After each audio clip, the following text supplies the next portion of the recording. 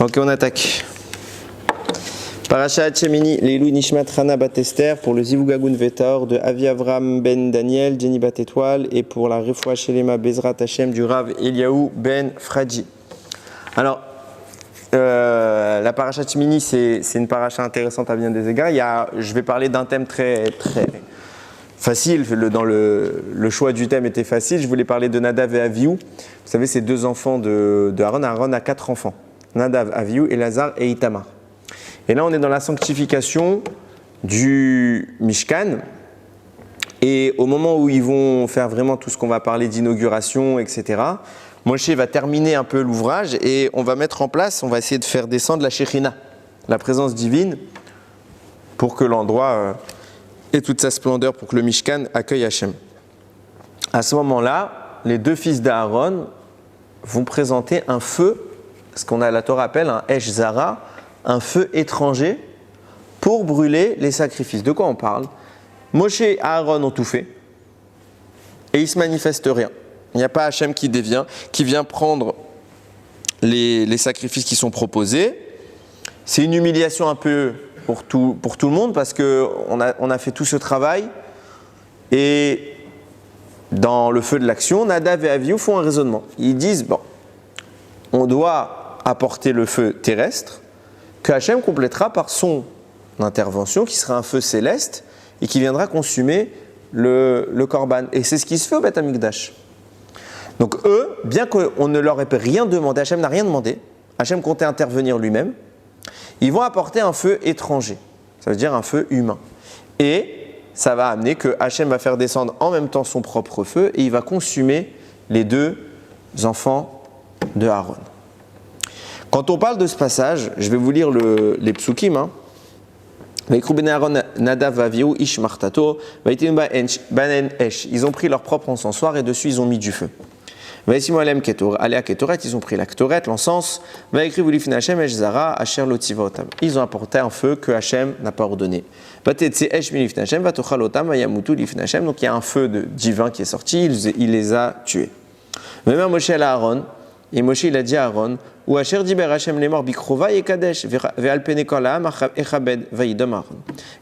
il va quelque part tenter de consoler son grand frère, il vient de perdre 2 fils. Il lui dit, c'est ce qu'Hachem il m'avait dit. Il m'avait dit qu'il allait être sanctifié par ses proches. C'est qui les proches en question? C'était Nadav et Avihu. Ça veut dire qu'il les considère comme ses proches et il voulait sanctifier son Mishkan par ses proches. Aaron entend ça, il se tait, il dit rien. Il ne se plaint pas, il ne critique pas, il accepte la décision, c'est très très dur, il accepte la décision d'Akadosh Baruch Hu. Alors, on va rentrer vraiment dans le sujet, essayer de rentrer au plus profond possible, mais avant d'entamer l'idée, il faut bien saisir que les Chachamim vont apporter plusieurs raisons à la mise à mort divine de ces 2 messieurs. Il y a plein de fautes qui sont citées qu'ils auraient fait. On va dire qu'ils ont quel âge à ce moment-là? J'ai pas la ref. Non, c'est possible, mais j'ai pas vérifié. En tout cas, ils sont pas très vieux, ils sont pas spécialement vieux, mais en tout cas, je parle sans réfléchir, j'ai pas d'argument sur ça. Ils sont enfants ou adolescents? Non, ils sont pas enfants. Ils sont pas particulièrement enfants, c'est des adultes. Mais quoi qu'il en soit, Chachamim vont dire à la suite du texte, Hachem va donner la règle de l'interdiction pour un Kohen d'être ivre pendant l'office, pendant qu'il officie au Beth Amikdash. D'ailleurs, c'est la raison pour laquelle vous voyez qu'on fait Birkat Kohanim le matin à la Tfila, mais on ne fait pas Birkat Kohanim l'après-midi, à part quand c'est un jeûne. Pourquoi? Parce qu'on a peur qu'entre-temps, il ait mangé, donc il ait bu. Et comme c'est interdit pour un Kohen de faire Birkat Kohanim en état d'ivresse, le matin qu'on n'a pas le droit de manger avant d'avoir fait la Tfila, on n'a pas de doute, de suspicion sur lui, il peut faire Birkat Kohanim. L'après-midi, qu'a priori, il a toute la temps nécessaire pour boire et manger, en cas il y a une suspicion, il y a un risque, pour éviter tout risque, on lui dit je fais pas Birkat Kohanim. Par contre, en cas de jeûne, que personne ne mange et personne ne boit, eh ben, ils peuvent faire Birkat Kohanim. En attendant, l'idée c'est de dire le Kohen n'a pas le droit d'être en état d'ivresse. Et tous les Chachamim vont dire mais pourquoi on nous parle maintenant de ça? Hachem s'adresse tout de suite après ce passage, Hachem s'adresse à Aaron, il lui dit tu viens pas quand tu vas au Beth Amikdash et encore moins en état d'ivresse. Chachamim vont dire on a juxtaposé les sujets parce qu'en réalité l'erreur de Nadav et Avihu, qu'est-ce qui les a amenés à porter ce feu? C'est qu'ils avaient bu du vin. Ils étaient ivres. Et donc ils ont commis une erreur. Et il y a d'autres encore explications qui vont être amenées. J'ai lu entre 4 et 6 arguments différents qui reviennent généralement. D'où on sait qu'ils ont vu. Hein? D'où on sait qu'ils ont vu. Voilà, c'est la juxtaposition des sujets. Rachid dit c'est pour ça qu'Hachem a juxtaposé. Après, Mistama, qu'il y avait quand même des gens qui étaient témoins de ce qui s'est passé et que ça s'est transmis et Moshe a fait la dracha. Voilà pourquoi Hachem il a choisi maintenant de juxtaposer les deux sujets. Sachez qu'on va parler du vin tout de suite après la faute de Nadav et Avihu, parce que la faute de Nadav et Avihu, c'était le vin. Mais il y a d'autres encore arguments qui vont être apportés. C'est même pas les livres, en fait, il suffit de boire un verre. Non, boire ça s'appelle l'ivresse, on va en parler. La halakha, c'est pas parce qu'il a bu un verre, Rachid va le dire explicitement, ce que je vous parle, j'en parle vraiment à la fin, je vous rassure. Rachid dit explicitement, c'est l'ivresse qui est interdit. Ok? Maintenant, ce que je voulais introduire en parlant de ça, c'est de dire, mais rappelez-vous qui sont Nadav et Avihu. Nadav et Avihu sont deux immenses tzadikim. Immenses tzadikim que Moshe va dire, ils sont plus grands que Aaron et moi. Vous voyez l'envergure.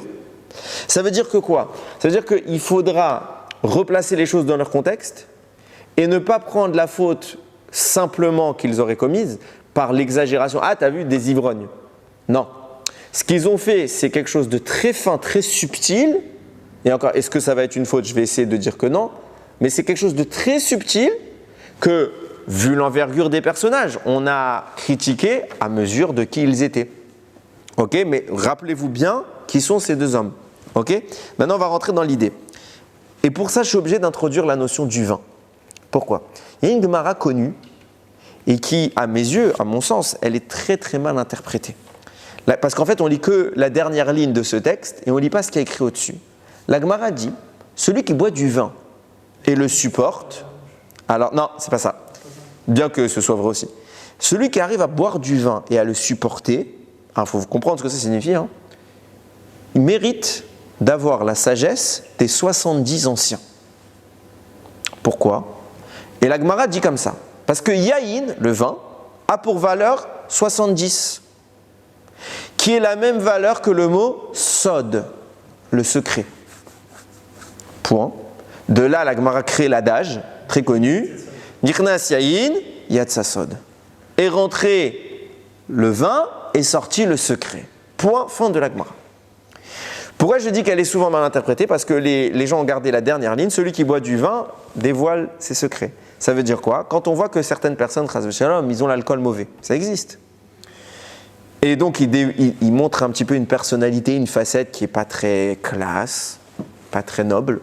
Et on dit, mais en fait, tu vois, ce monsieur que toute l'année, il est beau, il est classe, il a de l'aisance, il a un certain charisme. Regarde, c'est ce qu'il est réellement. Parce que quand le vin rentre, ce qui sort, c'est le secret. Le secret intérieur, voilà ce qu'il est, c'est une pourriture. Et les gens commencent à faire du lachon hara sur ça. Alors que ce n'est pas ce qu'elle a dit, la Gemara. Elle n'a pas parlé de ça, la Gemara. On va essayer d'expliquer qu'est-ce qu'elle veut dire. Mais je précise, et bien évidemment, que ce n'est pas louable d'être ivre. En aucun cas. Parce que comment vous voulez faire une mitzvah quand vous êtes ivre? On ne peut pas. Par exemple, à Purim. Alors, Vovadia, il précise, on doit boire un peu plus que d'habitude, mais il faut faire attention parce que si vous êtes ivre, comment vous allez faire le Birkat Hamazon à la fin du repas de Purim? Vous allez faire le Birkat Hamazon en état d'ivresse, Yefchar. Toi, tu veux dire que Nadav et Avihu, en buvant du vin, ils voulaient s'élever comme les... Ah non, alors attends, tu sautes les étapes. Attends, on va essayer de construire un raisonnement. Mais en attendant, on n'est pas là pour louer l'ivresse. Ce que je suis en train de dire, c'est que le jugement qu'on va porter sur quelqu'un qui aurait bu, en le légitimant notre attitude par rapport à cette Gemara qui dit « Ah, t'as vu, quand on boit, il y a le secret qui sort », c'est pas vrai, c'est pas ce qu'elle a dit la Gemara. Regardez de qui elle parle la Gemara. Elle dit « Celui qui supporte son vin, accès au secret, à la sagesse des 70 anciens. » C'est qui ces 70 anciens? Alors il y a des commentaires qui disent on parle d'Anche Knesset Agedola, les sages de la grande assemblée. On ne les appelle pas les Shivim Zekenim, c'est pas d'eux qu'on parle. Quand on parle des Shivim Zekenim, les 70 anciens, on parle de l'époque de Moshe Rabbeinu. Que quoi? Il y avait 70 anciens, partout où il allait Moshe, il y avait les 70 anciens, c'était l'élite du Ham Israël. C'était les gens les plus proches de Moshe, après Aaron et Yehoshua. C'était les gens les plus proches de Moshe. Et là-bas, la Torah nous rapporte quelque chose d'intéressant. C'est pour ça que je veux mettre les choses en corrélation. Regarde ce qu'a dit l'Agma. Le Midrash, pardon, Mechila. Quand ces 70 anciens, quand Moshe Rabbeinu va monter au Har Sinaï pour recevoir la Torah, là-bas, il y a un détail qui passe souvent aux oubliettes, qui est rapporté par le Midrash. Il y a écrit Vayal Moshe, Moshe il est monté, Ve Aaron Nadav Avihu, Aaron était venu avec Nadav Avihu, spécialement eux, pas les deux autres.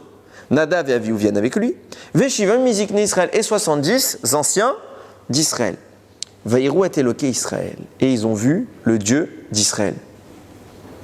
Vetachat Raglav Kemaase Livnat Asapir, et en tout sapir, il y a quelque chose de semblable au saphir. Ça veut dire qu'il y avait une lumière qui jaillissait.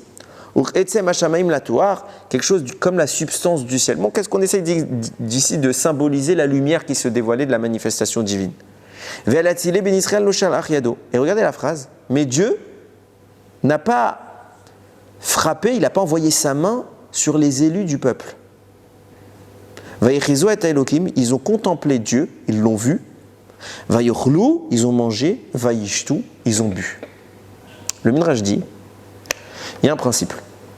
Quand Moshe Rabbeinu va vouloir demander à Hachem de se dévoiler devant lui, il dit, je veux te voir. Hachem qui va lui répondre quoi? Lo yirani Adam vachai. Un homme ne peut pas me voir et survivre. C'est quelque chose de trop grand. Comment tu peux voir Dieu et vivre? Lo yirani. Cette gloire-là, je ne veux pas te la montrer déjà. Non, mais Kevodecha, c'est pas forcément le voir. Là-bas, il lui dit, Hachem, il lui aurait dit, c'est la réponse d'Hachem. De la réponse, on comprend mieux la question. Il lui répond, Hachem, Lo yirani Adam vachai. Un homme ne peut pas me voir et vivre. Donc ça veut dire que Moshe voulait voir un. Qu'est-ce que ça s'appelle? Qu'est-ce qu'on essaye de dire par voir Hachem? On ne sait pas. Mais Moshe voulait un dévoilement particulier. Hachem lui a dit, on ne peut pas. Pourquoi? Parce que ce dévoilement entraîne la mort. Il se passe quoi ici? On est en train de dire, hein? L'homme ne peut pas supporter ce. Voilà. Et là, il lui dit quoi? Vayichezu et Elohim. Ils ont tous contemplé Dieu. Alors comment ils ont fait? Ah, voilà. Et donc on commence à comprendre pourquoi la Torah nous dit Hachem ne les a pas frappés. Le Midrash dit normalement Nadav, Avihu, les 70 anciens, ils regardent Hachem. Tous, ils doivent mourir. Mais comme c'était Matan Torah, que c'était un moment de joie intense et ultime, Hachem a dit je ne vais pas les tuer. Je les tuerai plus tard. Plus tard. Parce que quoi? C'est pas une bonne attitude quand Hachem se dévoile, c'est pas pudique de regarder. On doit savoir où est notre place. On peut regarder certaines dimensions, mais pas trop. Quand par exemple, la première fois qu'Hachem va se dévoiler à Moshe, qu'est-ce qu'il fait Moshe? Il cache son visage. Et grâce à ça, il a eu un mérite. Eux n'ont pas eu cette retenue. Ils vont regarder. C'est tellement quelque chose qui est attirant. C'est une force de se retenir de voir ça. Eux n'ont pas eu cette force. Donc, leur âme doit les quitter. Hachem va les protéger par respect pour le moment, parce qu'il y a un moment de simra, c'est l'achèvement de la création du monde. Hachem donne enfin son projet au monde. Il dit, je ne les tue pas. Plus tard. Pourquoi Nadav et Avihu vont mourir? Nous dit le Midrash à ce moment-là, parce qu'ils faisaient partie des gens qui ont regardé. Et les autres, ils sont partis aussi? Les autres sont partis à Tavrera. Non, pas Tavrera, Bechila. Oui, quand il y a eu le feu qui est sorti, à Tavrera, quand il y a eu le feu qui est sorti et qui a brûlé les Shivim Zekenim. Hachem va les retirer à ce moment-là. Mais c'est un autre sujet. Mais c'est le même Inyan, mais moi je veux juste parler de Nadav et Avihu. Le Or HaChaim, il s'intéresse sur ce passage qui dit, je ne comprends pas. La formulation elle est intéressante. Il écrit, ils ont contemplé Dieu, ils ont mangé et ils ont bu. Donc dans quel ordre se sont faites les choses? D'abord ils ont vu Dieu et après il y a eu un repas. Quand on regarde par exemple, à contrario, on sait que dans la Torah, la notion du repas d'un tzaddik, je ne parle pas d'un repas de quelqu'un de bas, je parle de quelqu'un de noble, la notion du repas consiste à élever la personne. Il y a de la gdoucha dans la nourriture et dans la boisson. Par exemple, Yitzhak, quand il va bénir Esav, il va lui dire prépare-moi à manger. Tu me prépares à manger, je mange, et dans cette séouda qu'on va faire ensemble, je vais m'élever, arriver au niveau requis pour pouvoir faire descendre sur toi une bracha. C'est-à-dire qu'il y a la notion d'élevation. Et là, ce qu'on est en train de nous expliquer, c'est que le repas est devenu une conclusion, alors que normalement c'est un début, c'est un commencement. Et après, on en arrive à l'élévation qui nous permettrait de contempler quelque chose de grand. Là, ils ont d'abord vu, après ils ont mangé. De là, leur après-midi, ils n'ont rien mangé, ils n'ont rien bu. C'est le dévoilement qu'ils étaient en train d'observer qui les a nourris. À l'image d'une nourriture physique, leur âme s'est abreuvée dans la présence d'Hachem. Et ils ont ressenti la sensation de satiété. C'est quelque chose de spirituel. Qu'est-ce qu'on explique, nous, depuis le début? On dit celui qui supporte son vin. Déjà, le mot son vin, il est intéressant. Mais bon, il mérite le dévoilement des 70 anciens. C'est quoi ce dévoilement? C'est qu'on arrive à un moment où on supprime la notion corporelle, où notre âme prime à un tel niveau que plus rien de matériel ne nous intéresse. Même la nourriture, elle est devenue factuelle, secondaire. C'est cette promesse qui est faite par la Gemara quand elle dit « Un homme qui supporte le vin, il a accès à ça. » Pourquoi? Parce que yaïn, ça a la valeur numérique du mot sod, le secret. L'accès au secret est garanti par le vin exclusivement. Attention, je ne suis absolument pas en train de prôner l'ivresse. Je suis en train de dire que dans le vin, il y a une notion spirituelle qui est telle qu'elle ouvre la porte au plus grand secret de toute la Torah. D'où Yaïn Yesamach Levavenosh, le cœur de l'homme est joyeux grâce au vin. Parce que le secret qui est détenu dans ce vin, c'est une force extraordinaire. Elle ouvre la porte à certaines choses que le cœur n'a pas accès sans le vin. Vous commencez à vous dire que ce n'est pas anodin que les Rachamim vont systématiquement fixer la sanctification de Shabbat et de Yom Tov par le Kiddush. Le Kiddush, c'est fait avec du vin. On s'élève au travers du vin. Oui. Alors comment la personne qui se dit être nazir, il se prive du vin? Il y a tout un sujet sur le nazir. Non, écoute, se rapprocher, oui, alors quand tu vas comprendre ce qu'est le vin, tu comprendras à la fin pourquoi. Je te laisse, on en parlera peut-être en aparté, mais tu peux comprendre qu'est-ce que ça signifie que le nazir s'en prive, mais après il y revient. Ah, à la fin, Oui, parce que le vœu du nazir est toujours momentané. Ok? À part pour Shimshon, qui est spécial. Je reviens à mon propos. Pourquoi je parle de ça? Parce qu'on est en train ici de mettre en place la définition au travers des 70 anciens. Celui qui supporte son vin a le mérite de la connaissance des 70 anciens. Et on dit, c'est quoi ce mérite? C'est un dévoilement spirituel capable de nous nourrir au travers de la Neshama et non plus au travers du corps. Ça nous rappelle évidemment Adam Arishon, qui, et on le suppose facilement, il est au Gan Eden. Le Gan Eden, c'est quoi? C'est quelque chose comme ça, c'est un jardin avec des vraies plantes, ou c'est une manifestation, sans doute même matérielle, mais qui a pour particularité d'exprimer le divin plus que le terrestre. Donc, quand Adam Arishon, regardez bien, c'est quoi les mitzvot d'Adam Arishon? Dans le Gan Eden, c'est de manger. Hachem lui dit, tu mangeras les fruits. Tu dois cultiver ces fruits, tu dois en prendre soin. Et les interdits, c'est quoi? C'est de manger. Tu ne dois pas manger de l'arbre de la connaissance. Donc, mitzvot assez, mitzvot lota assez, il a tout dans le Gan Eden. Il y a le Chidush Harim, il écrit, il y a combien d'arbres dans le Gan Eden? 613. Parce que 613 mitzvot, donc il a les 613 catégories de mitzvot sont incarnées par un arbre. De là, on comprend quoi? On comprend clairement, à l'évidence, que quand on parle de fruits du Gan Eden, on parle de mitzvot, on ne parle pas d'une incarnation matérielle, on parle d'une expression spirituelle. Quand Adam Arishon va fauter, il va manger le fruit de l'arbre de la connaissance du bien et du mal. Débat dans la Gemara, il y a 3 avis. Je parle de l'avis de la Gemara, il y a d'autres avis qui sont exportés ailleurs, mais la Gemara ne va en citer que 3. Masechet Brachot, page 40. Vont poser la question, les Chachamim, qu'est-ce qu'a mangé Adam? C'est pas une pomme, clairement pas. Vient Rabbi Meir, il dit, il a pris des raisins, sa femme a pris des raisins, elle les a pressés, elle lui a donné du vin. Vient Rabbi Nechemia, il dit, la figue. Pourquoi la figue? Parce que tout de suite après sa faute, Adam se rend compte de la nudité. Et ils prennent des feuilles de figuier pour se cacher. L'outil qui a servi à la destruction sert à la réparation. Pourquoi ils ont pris l'élément qu'ils ont choisi? C'était le figuier, les feuilles de figuier, parce que c'est la figue qui les a fait tomber. 3e habit, c'est Rabbi Yehuda, si je ne me trompe pas, il dit non, c'est du blé qu'ils ont mangé. Et il y a tout un débat comme ça. Vient le Ben Yehoyada, et il dit, en fait c'est les 3, il a fait un repas. Il a fait un simple repas. Il a mangé du pain avec ce blé. Il a pris du vin. Et il avait une figue. Tout ensemble. D'ailleurs, il explique comme ça. Mais tout ça, ça venait de là? Tout vient de l'arbre. Il y a un Zohar Meforash. Le Lechem était déjà prêt, quoi. Mais il y a pire que ça. Le Zohar Meforash qui dit qu'il y avait les 7 fruits d'Eretz Israël sur cet arbre. Meforash.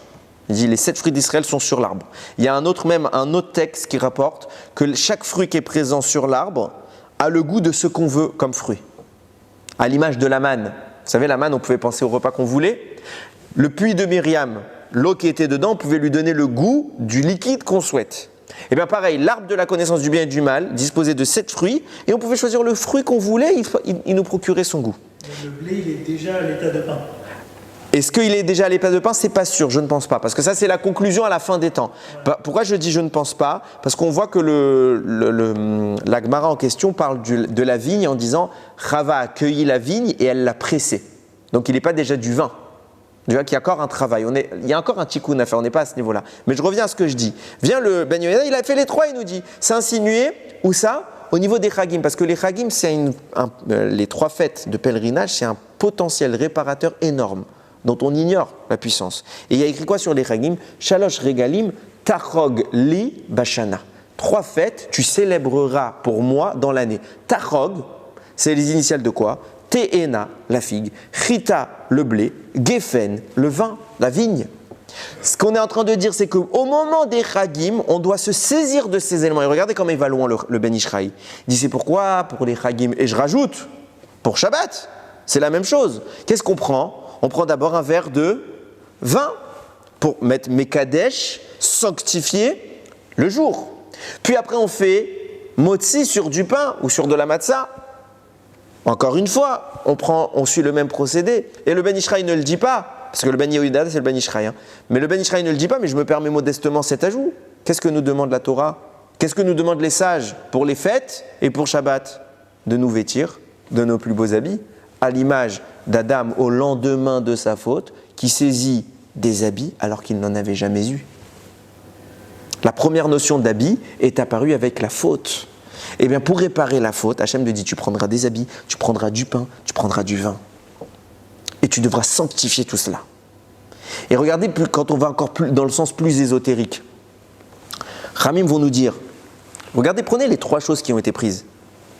Yaïn, valeur numérique, on a dit 70. Parce que c'était toute la sagesse, le sod, le secret, valeur numérique 70, que Adam Arishon a perdu. Deuxième avis, il a dit on a pris du chita, du blé, valeur numérique 22. Parce qu'en perdant cette sagesse des sages, il a eu une restriction à son accès de la Torah, écrite par un alphabet composé de 22 lettres. L'expression profonde des lettres, il faut bien comprendre, les lettres sont les éléments, les puissances créatrices du monde.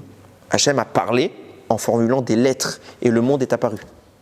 Signifiant qu'il existe des secrets dans les lettres. J'ai entendu une fois d'un de mes rabbanim qui disait qu'aujourd'hui, toutes les mouvances qui existent, Farad, Ashkenaz, Chassidim, Breslev, ce que vous voulez, Thémani, etc., plus personne n'a la réelle prononciation des lettres. Elle a disparu. Pourquoi? Parce qu'Hachem a fait exprès, les Rahamim aussi peut-être. Les Thémani, non? Même, il y en a beaucoup disent qu'ils sont beaucoup plus proches. Bien évidemment, il y a forcément une des prononciations qui est la plus proche. Mais l'authentique, la vraie, plus personne ne l'a, parce que sinon, les lettres de la Torah sont tellement puissantes que notre filote, elle serait tout le temps exaucée. On pourrait faire des nissim en parlant. C'est dire la puissance d'une lettre. Adam Arishon connaissait les secrets de ces lettres. Mais comme il a mangé le vin, il a bu le vin, il a perdu l'accès à la sagesse des 70 sages. Comme il a mangé le chita, le blé, il a perdu l'accès, chita valeur numérique 22, le secret des 22 lettres. Et qu'est-ce qui s'est passé tout de suite après? Nous dit Ramim, Adam Arishon n'avait pas d'habit, il avait de la lumière. Cette lumière a disparu, il a dû obligé de prendre la figue pour se recouvrir. La transformation que subit Adam Arishon à ce moment-là est encadrée par ces 3 fruits que nous parle la Gemara.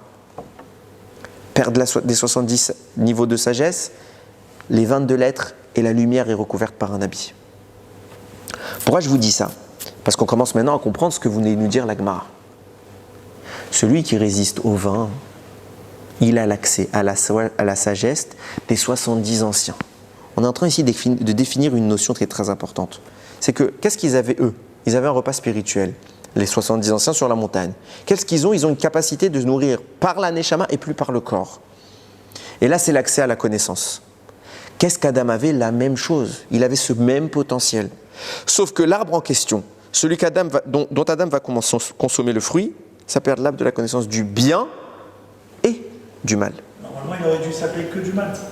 Soit on peut expliquer comme ça, bien évidemment, il y a tout un sujet sur le propos, à savoir que Adam connaissait déjà le bien, il n'a pas besoin de le mal. Mais là, ce n'est pas l'angle que je veux apporter. C'est que Chachamim vont nous dire, Hachem a interdit à Adam de consommer de l'arbre de la connaissance. Jusqu'à Shabbat. Adam devait manger de l'arbre de la connaissance. C'était un interdit momentané. Pourquoi Shabbat aurait tout changé? Hein?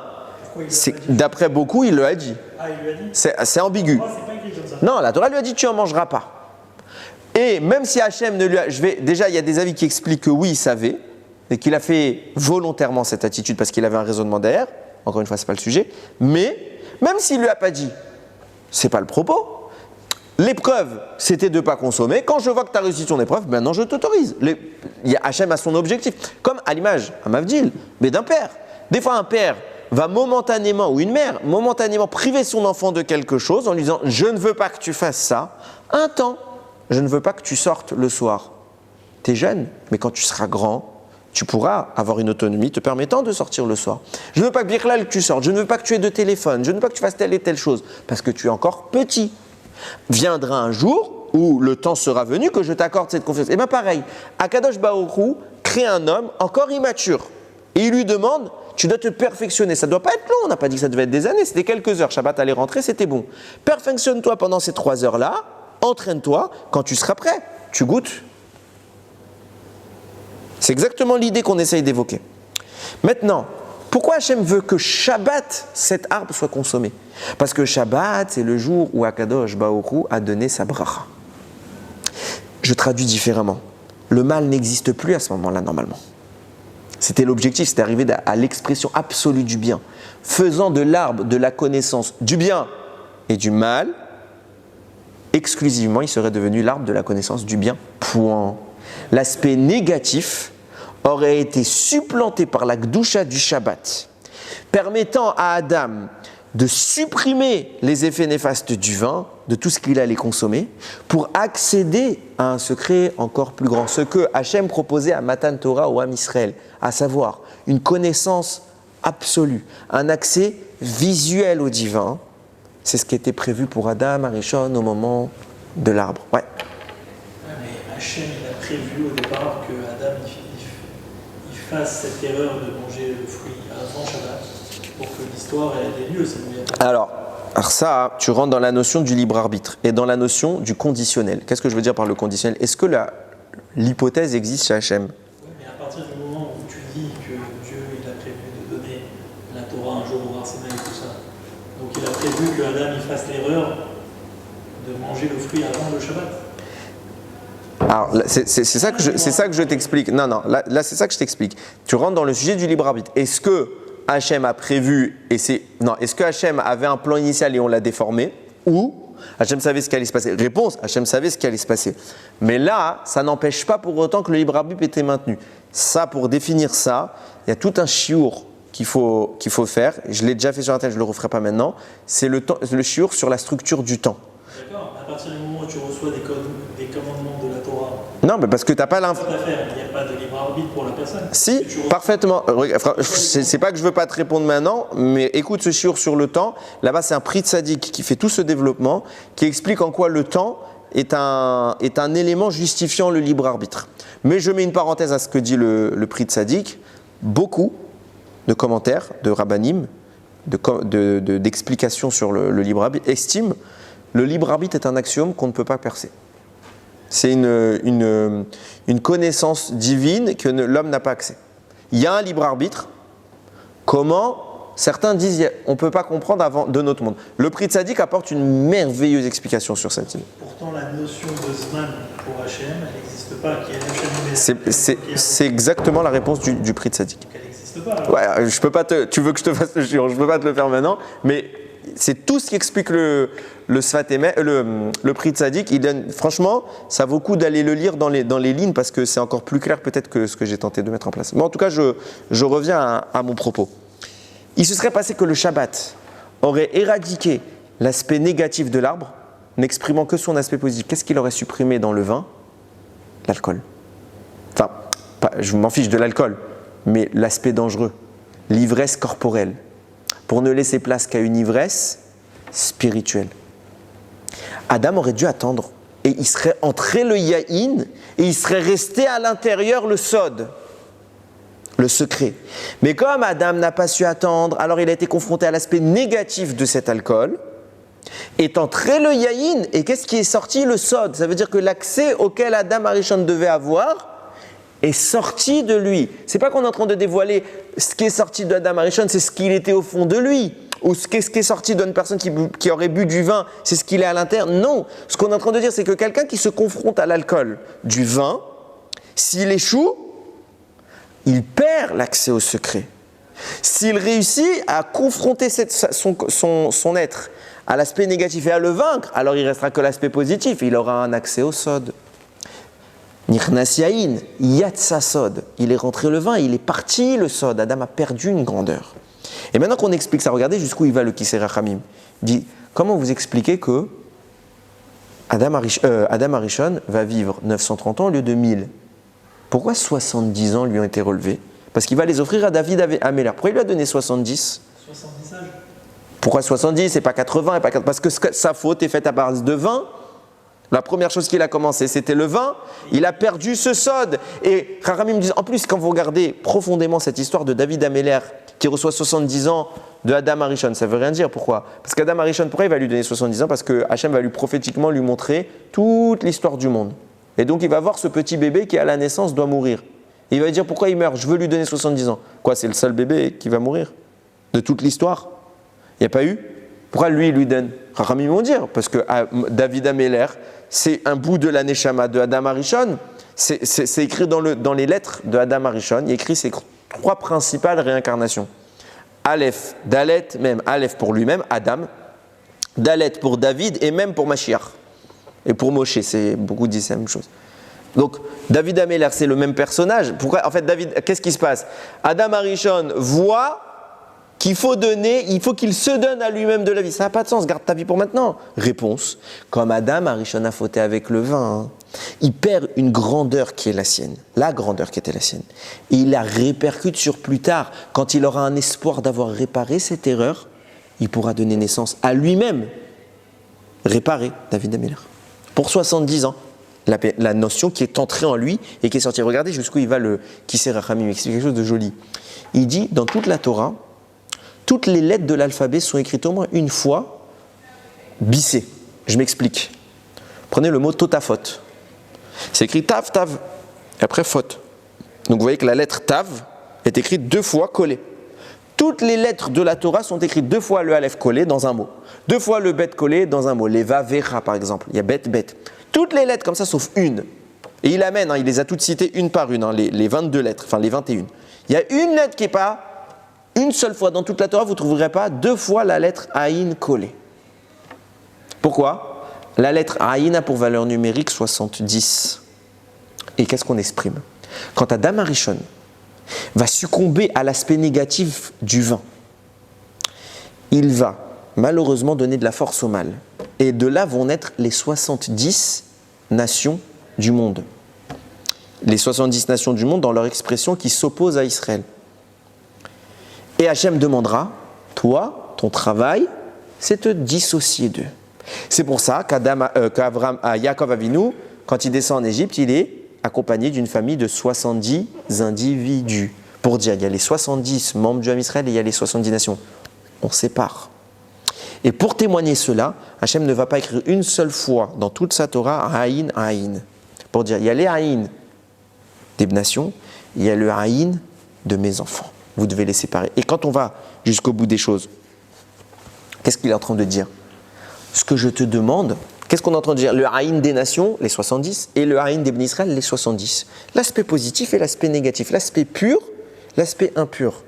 On n'est pas en train de dire que les goïms sont nécessairement des gens mauvais. Je ne suis pas du tout en train de dire ça. À la base, le Khatam Sofer écrit justement sur notre paracha que les nations du monde devaient profiter du Ham Israël, on était leur outil, pour les nourrir spirituellement. Donc ce n'est pas des choses mauvaises. Seulement comme le serpent va amener la faute, il va pervertir cette relation au point qu'ils n'arrivent plus à profiter de nous comme ils devraient. Donc aujourd'hui, on doit d'abord s'occuper de remettre en place cette relation où on est en mesure de leur donner, pour que le Haïn des 70 nations et le Haïn de Ham Israël puissent être à nouveau reliés. Mais jusque-là, la Torah va nous demander, faites un travail de réparation. Ne vous mélangez pas tout de suite. Tant que ce n'est pas réparé, c'est dangereux. Tu ne peux pas te confronter. Tu n'es pas immunisé. Quand tu seras immunisé, on va pouvoir rapprocher les nations et là, la Gdusha va les pénétrer. Regardez jusqu'où les choses vont.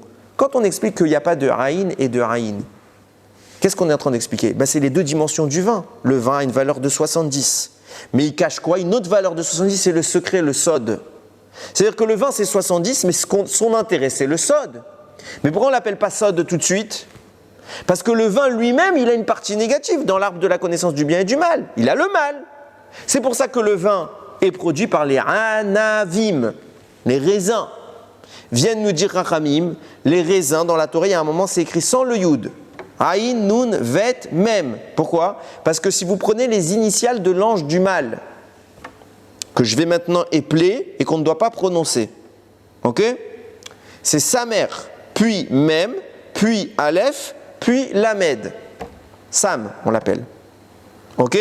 Prenez chaque lettre une à une et vous regardez la lettre qui suit. Après le Samer, c'est Aïn. Après le Mem, c'est Nun. Après le Aleph, c'est Bet. Après le Lamed, c'est Mem. Ça vous fait Anavim. Qu'est-ce qu'il y a juste avant Anavim? Il y a l'ange du mal. Il y a la notion du mal, de l'expression négative. Quand tu bats cette expression négative, alors tu arrives à la dimension du vin. C'est pour ça qu'on te dit le vin, c'est le sod.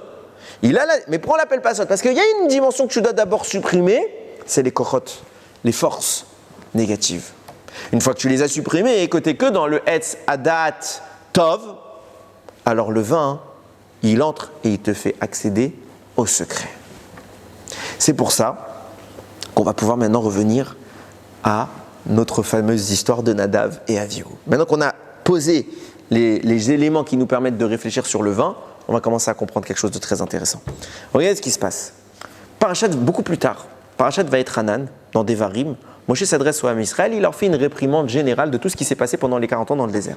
Entre autres, il va les reprendre sur le veau d'or. Et il va raconter ce que Aaron a fait. Et il va dire, Aaron était en péril, donc, Uv Aaron, et contre Aaron, Itanaf, Hashem Meod Lashmido, Hashem s'est fortement irrité pour le détruire. Va être palel gambéa d'Aaron, bataillé. Donc j'ai dû, moi, Moshe Rabbeinu, prier en faveur de Aaron, même à cette époque-là. Qu'est-ce qu'a fait Aaron? On connaît l'histoire. Moshe Rabbeinu va monter au Har Sinaï, il va confier la gestion du peuple à Aaron et Chour. Le Erev Rav va venir, il va demander à Aaron, fais-nous une idole. Et on va parler de Chour dans quelques secondes. Ouais, mais ils ont éliminé Chour. J'y viens, tout de suite, c'est mon sujet. Donc ils vont s'en prendre, ils vont demander à Aaron. Aaron va réfléchir, il va dire, ok, qu'est-ce qu'on fait? On va tenter de ralentir le processus pour laisser à Moshe Rabbeinu le temps de venir. Et donc il va dire, je m'occupe de la construction du veau d'or. Et il va construire le veau d'or. En apparence, même si Aaron il a une bonne intention, en apparence il fait de la avodat zara. À cause de cette faute-là, Hachem s'énerve énormément contre Aaron.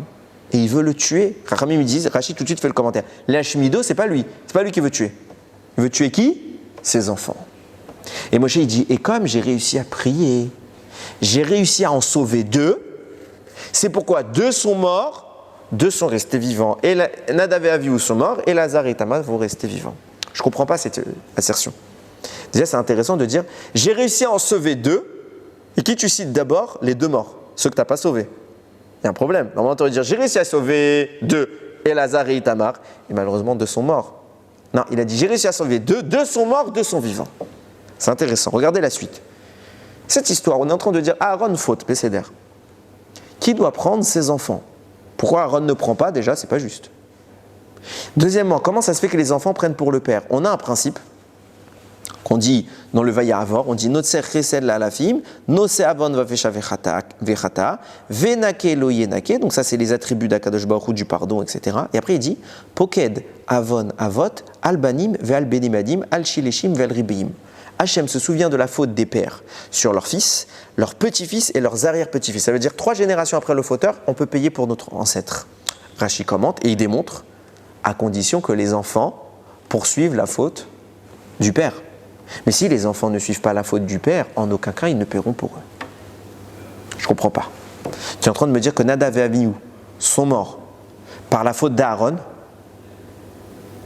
Ça veut dire que quoi? Ça veut dire qu'ils ont suivi la démarche d'Aaron. Parce que s'ils n'avaient pas suivi sa faute du veau d'or, alors ils ne devraient pas mourir. Or, ils n'ont pas fait le veau d'or. Pourquoi ils paieraient eux? Et c'est là que ça devient intéressant. Regardez ce qu'il écrit. J'en avais parlé, je crois, en faisant le shiur sur la Haggadah. Je ne sais pas, j'ai dit tellement de choses sur la Haggadah dans les shiurim que j'ai fait, même en dehors des vidéos, que je ne sais plus ce que j'ai dit sur Internet et pas sur Internet. Il y a déjà Rav Shimshon d'Ostropoli, et il écrit, concernant les fruits dont on a parlé, il y avait la te'ena, la figue. C'est ce qui va permettre de recouvrir la nudité d'Adam Arishon. Pourquoi la figue est l'élément qui recouvre Adam Arishon?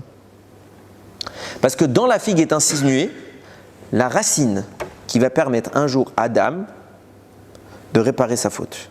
Cette racine, c'est une famille. C'est la famille de qui?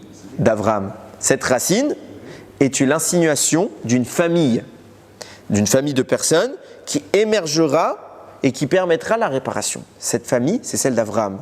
C'est pourquoi le papa d'Avraham s'appelle Terach, Tav, la première lettre.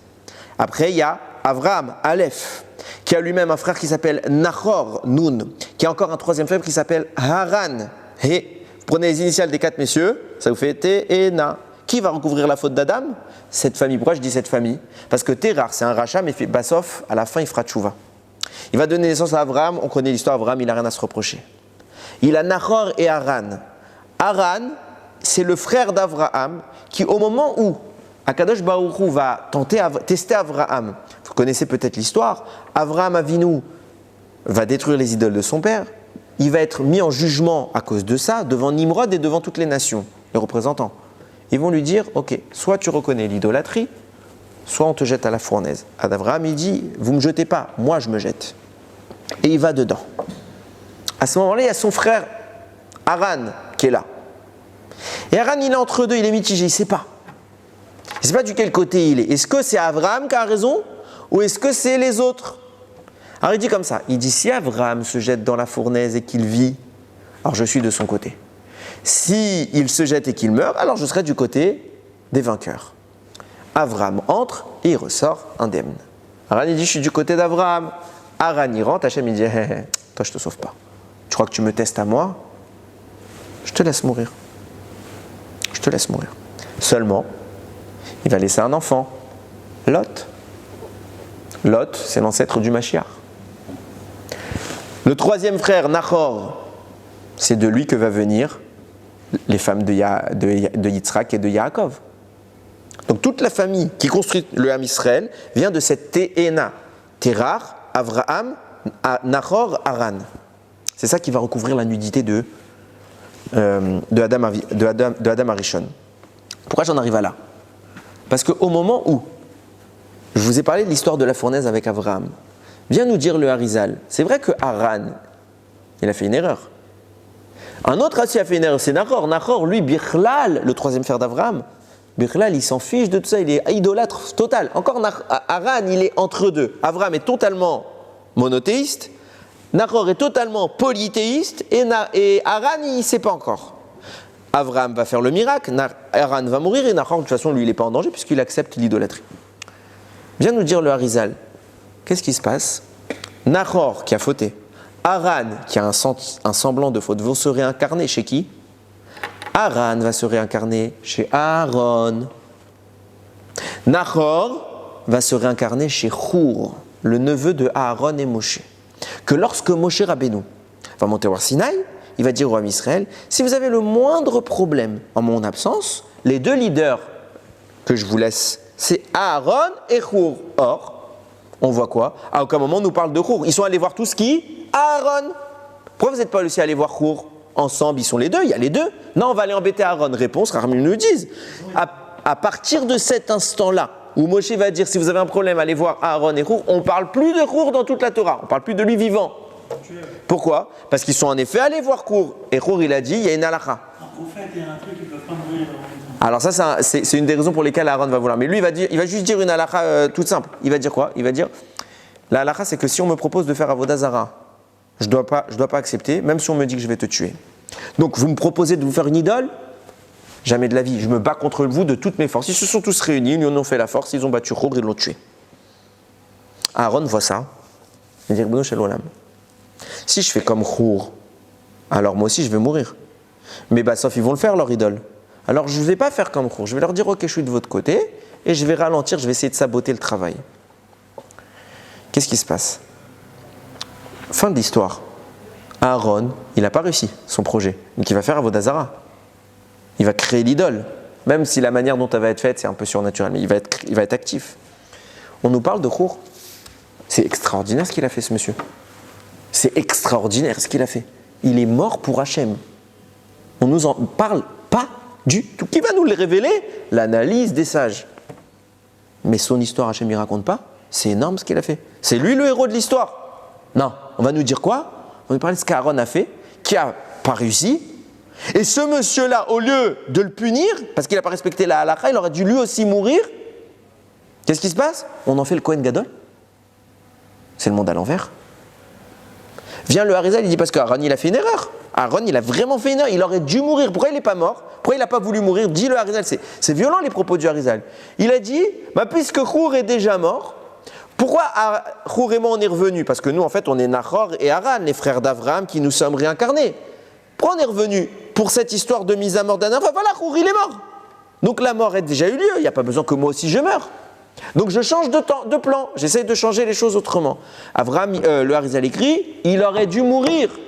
Il n'a pas osé. Vient le Khatam Sofer, il dit, mais c'est quoi cette histoire? On en a fait le Kohen Gadol. Si le grand de l'histoire c'était Khour, c'est lui qu'on aurait dû élever au sommet, lui dire Kol HaKavod, etc. J'ai lu même un commentateur qui dit, on l'a même pas essayé de le ressusciter, parce que Moshe pouvait le ressusciter. Non. Qu'est-ce qui se passe? Il écrit comme ça le Khatam Sofer. Ce qu'Aaron a fait est infiniment plus grand que ce que Khour a fait. Pourquoi? Khour, il est mort à Al-Kiddush Hachem. Bravo. C'est extraordinaire. Qui serait capable? Moi pas. Qui est capable de mourir pour Hachem comme ça? On le dit tous les jours dans le schéma. Ufrol nafshecha, ufrol meodecha. Nafshecha, c'est-à-dire je dois l'aimer de toute mon âme. Même s'il me l'apprend, je dois l'aimer.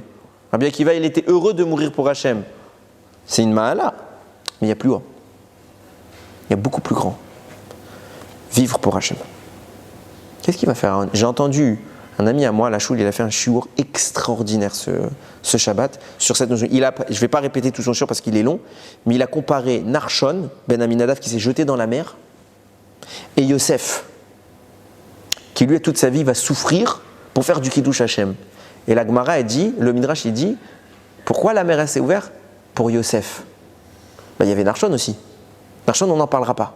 Yosef. Pourquoi? Narshon, il était prêt à mourir pour Hachem. Mais Yosef, il a été prêt à vivre pour Hachem. En souffrant, à être humilié. Toute sa vie, aller en prison, perdre toute son importance, à être accusé de viol. Tout le temps, tout le monde va dire, lui, c'est le violeur, là. Parce qu'il ne va pas vouloir transgresser la Torah. Cette humiliation permanente qui va durer des années, elle est plus grande qu'une mort pour Hachem. Qu'est-ce qui se passe ici? Aaron nous dit le Khatam Sofer.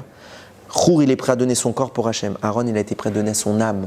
Et au plus haut degré. Il a dit quoi, Aaron? Il a dit, on va faire Avodah Zara. Moi, je ne veux pas faire Avodah Zara. Mais je vais tout tenter pour qu'il ne le fasse pas. La répercussion, ça va être quoi? C'est que tout le monde va me voir en train de préparer le veau d'or. Tout le monde va dire, je suis un idolâtre. Qui me traite d'idolâtre? Je vais faire le veau d'or, donc je suis un idolâtre. Je vais aller où, moi? Je vais aller au Gehinam. Que j'aille au Gehinam. À Ikar. L'essentiel, tout ce que je vise, c'est le Kadosh, le Kiddush Hachem. Que quoi? Que je vais les empêcher d'humilier à Kadosh Baruch Hu.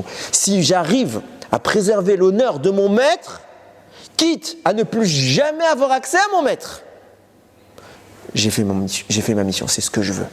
Je ne veux pas plus, je ne veux pas moins, je veux juste que mon maître, tout le monde le sanctifie. Et je ne veux pas qu'on fasse le veau d'or.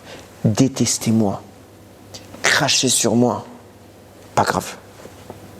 Que j'aille au Gehinam, vous vous rendez compte? Il sait qu'il va, s'il fait ça, il se dit, je vais au Gehinam. J'ai pas de Gan Eden, je perds toute ma connexion avec Hachem.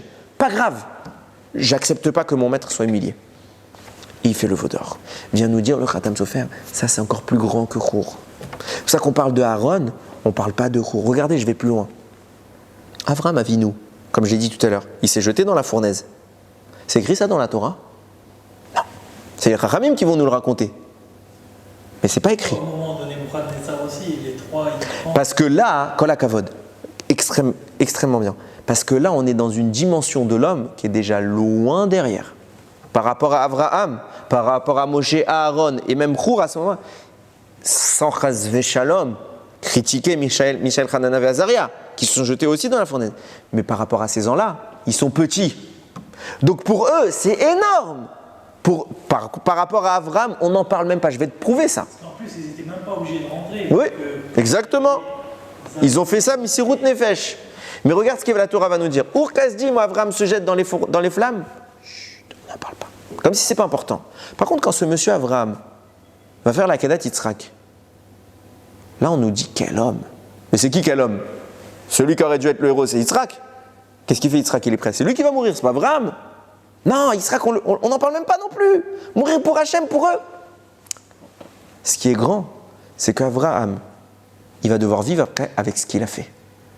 Toute sa vie, Abraham a lutté contre les idolâtres qui faisaient des mises à mort de leurs enfants. Qu'est-ce qu'Hachem va lui dire? Toi, que toute la planète te connaît pour ça, tu vas mettre à mort ton enfant. Et tu vas devoir vivre avec la mort de ton fils de tes propres mains toute ta vie, et par l'humiliation que toute la planète va dire, celui-là il parle, regarde ce qu'il a fait à son fils, ce meurtrier, cet assassin. C'est ça que je te demande. Abraham il dit, si mon maître il me demande, si c'est ça son kavod, que moi je sois humilié, que j'ai à pleurer toute ma vie, mon propre fils, pas grave, mon maître il m'a demandé. Ça la Torah nous en parle. Urkazdim, qu'il était prêt à se suicider, c'est rien pour lui. C'est tellement plus grand ce qu'il va vivre. Si ce n'est qu'Hachem a annulé au final. Mais il était prêt à souffrir pour Hachem. Aaron, il apprend de là. Il dit, moi aussi, je suis prêt à vivre toute ma vie à un plus haut niveau. De même que Urkazdim, j'étais là-bas, j'étais Haran. On n'en a pas parlé dans la Torah.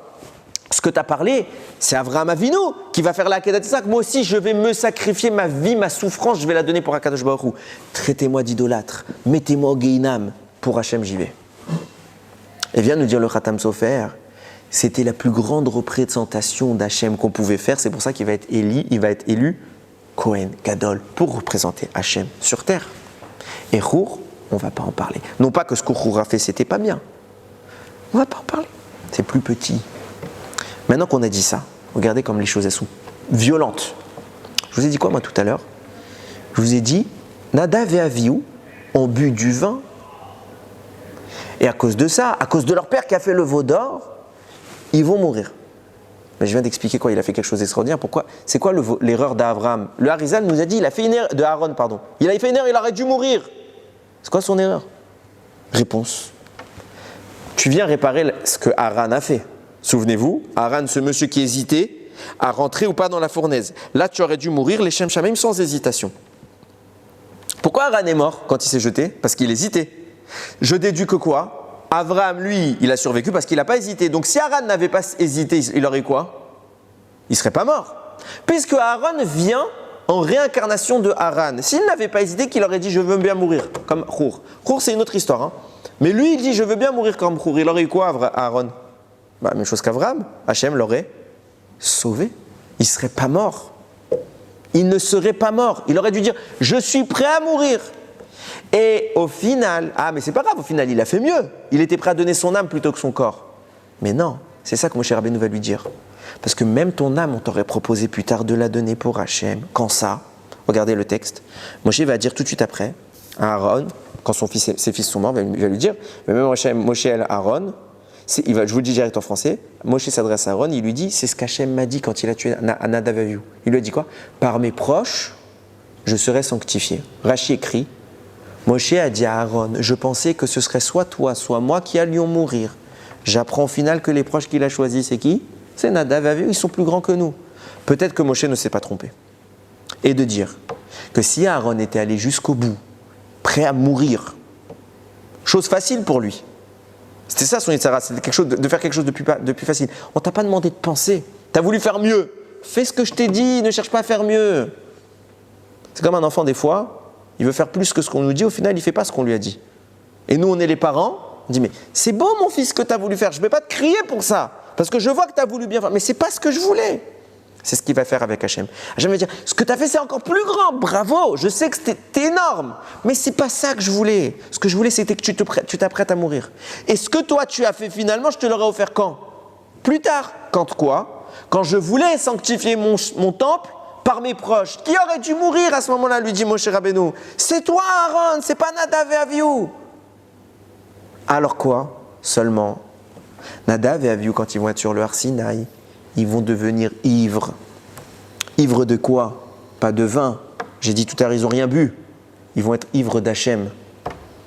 Ils ne vont pas pouvoir résister en l'absence d'Hachem. Ils vont vouloir. C'est pour ça qu'on dit ils étaient Shtouye Yaïn, ils étaient ivres de vin. Pas la vigne, l'alcool. Ils étaient complètement ivres de la connexion qu'ils ont eue avec Hachem. Et c'est ce que Moshe Rabbeinu lui dit. J'ai prié pour sauver les enfants d'Aaron, et ça a marché à moitié de son mort, de son vivant. On aurait dû dire de son vivant, de son mort. Non. Quand il dit qu'il a prié pour sauver les enfants d'Aaron, c'était quoi? C'était pas pour dire qu'ils vont pas mourir. Dafka, c'était pour qu'ils meurent. Je m'explique, il leur souhaitait pas la mort. Il souhaitait que les enfants suivent la démarche de leur père. De quoi? De vivre toute leur vie l'humiliation al-Kiddush Hashem. Je suis prêt à souffrir pour le Kiddush Hashem. Et ça, c'est la suite d'Aaron. Comment ils vont faire ça? Regardez, Nadav et Avihu, qu'est-ce qu'ils vont faire?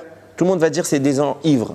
Il y a 5 ou 6 reproches qui vont être faits par les Chachamim pour dire qu'ils ont fait, c'est grave, ils méritaient la mort. Alors qu'au final, ils ont strictement rien fait. C'est-à-dire que ces deux hommes-là sont prêts à vivre la mort qui va les humilier et qui va laisser derrière eux une renommée de fauteurs. On va tout le temps, tu vas dire, Nadav et Avihu, ils ont fauté. Nadav et Avihu, la Torah les présente comme qui? Ceux qui ont fait un feu étranger, ceux qui ont désobéi, ceux qui ont bu de l'alcool, ceux que Rachid dit se moquaient des anciens, etc., etc., etc. Et ils ont dit, Nadav et Avihu, c'est intéressant, je n'ai pas pensé à l'écrire dans le texte. Ils ont dit, quand est-ce que les deux anciens vont enfin mourir? Parce qu'ils pensaient que c'était Aaron qui devait mourir. Et eux, ils vont voir que ça ne se produit pas. Ils vont dire, nous, on va à la place de papa. Parce que papa, on a appris de lui. On va suivre sa démarche. Papa était prêt à vivre l'humiliation toute sa vie, qu'on le traite d'idolâtre. Il était prêt à tout ça pour Akadosh Baruch. Nous aussi, on est prêts. Traitez-nous d'ivrognes. Traitez-nous de moqueurs. Traitez-nous de désobéissants. C'est pas grave. Al-Kiddush Hashem, on est prêts. Et d'où ils ont eu cet accès-là? Même s'ils n'avaient pas le droit de le faire, ils ont vu Dieu. Ils sont tombés ivres. Ivres, la vraie ivresse, le vrai secret, la vraie information. Ils n'ont pas pu s'en défaire. On est prêt à mourir. Comme Moshe dit, j'ai prié et ça a sauvé 2. C'est qui les 2 que ça a sauvé? C'est Nadav et Avihu. Parce qu'il a réussi à hisser les 2 fils de Aaron au niveau de leur papa. Et Elazar et Itamar qui eux n'ont pas vu Hachem. Moshe n'a pas réussi à les hisser aussi haut. Encore une fois, ils n'auraient pas dû regarder Hachem. Je ne suis pas en train de dire qu'ils avaient le droit. Mais c'est tellement grand quand tu as vu Hachem que c'est ça la vraie ivresse. L'unique définition de l'ivresse, c'est celle-là. C'est pour ça, et je conclue avec ça, regardez comment la Torah va annoncer l'interdiction de boire du vin pour les Kohanim. Il va dire « Yayin veshechar al tesht ». Ouais, tesht.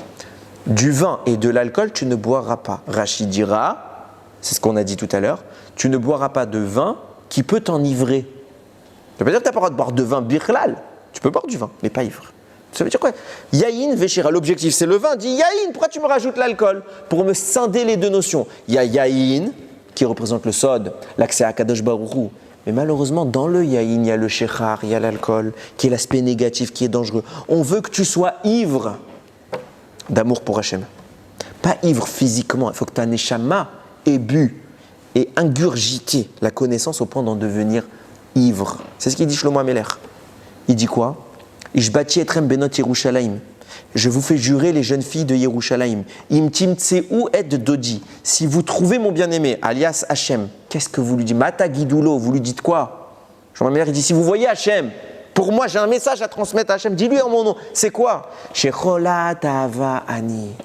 Je suis malade d'amour pour lui. L'ivresse. T'as goûté à Hachem? C'est ce qu'ils ont vécu, Nadav et Avihu. T'as goûté à Hachem? Il n'y a plus rien qui a du goût. La mort? Ur-Kasdim, Abraham, il a connu Hachem. Ça, il connaît Hachem. Ur-Kasdim, on ne lui raconte pas. Pour lui, c'était le béaba. C'est le début de sa journée. Ce qui est grand, c'est qu'il était prêt à vivre pour Hachem. à souffrir, à être humilié pour Hachem. Il est malade d'amour. Quand quelqu'un il est fou d'une personne, il est prêt à toutes les humiliations pour cette personne. Pour Hachem, c'est la vraie ivresse. Yiratson, qu'on goûte un jour à ce goût magnifique qui est l'ivresse d'Akadosh Baruch Hu.